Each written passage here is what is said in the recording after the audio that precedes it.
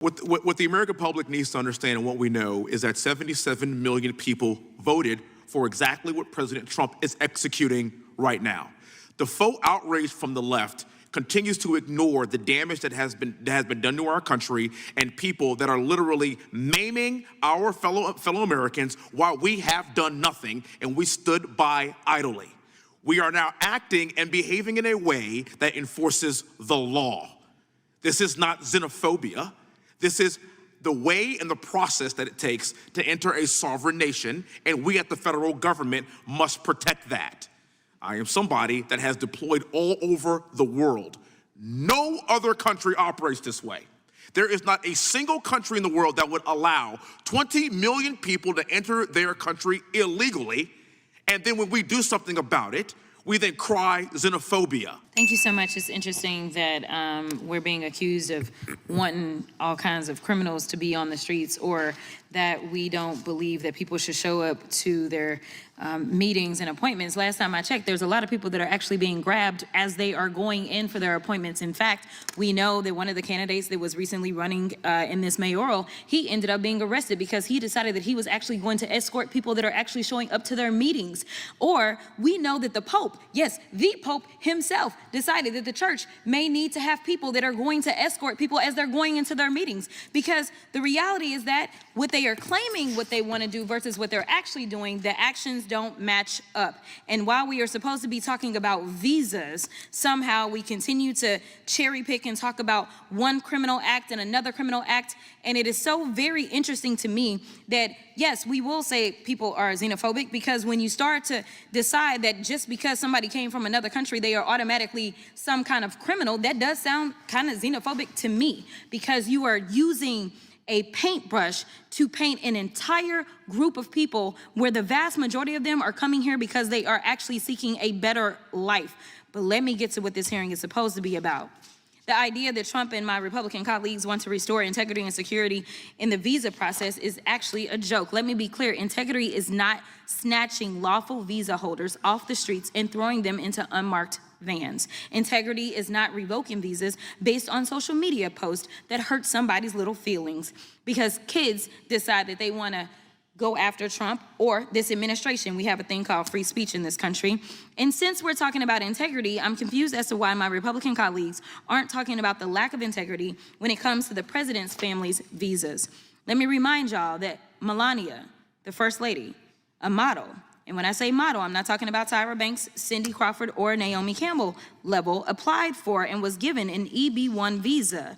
And what that stands for is an Einstein visa. Now, y'all that don't know, let me tell you how you receive an Einstein visa. You're supposed to have some sort of significant achievement, like being awarded a Nobel Peace Prize or a Pulitzer, being an Olympic medalist, or having other sustained extraordinary abilities and success in sciences, arts, education, business, or athletics. Last time I checked, the First Lady had none of those accolades under her belt. It doesn't take an Einstein to see that the math ain't mathin' here. Nevertheless, what Republicans are doing with this reconciliation process, the travel bans and revoking visas, jeopardizes our national security. It threatens our communities, our higher education, and our economy. Visas like the largely vetted J visas for higher education and M visas for trade, training, attract the next innovators, medical providers, researchers, and educators that we need to build on American success.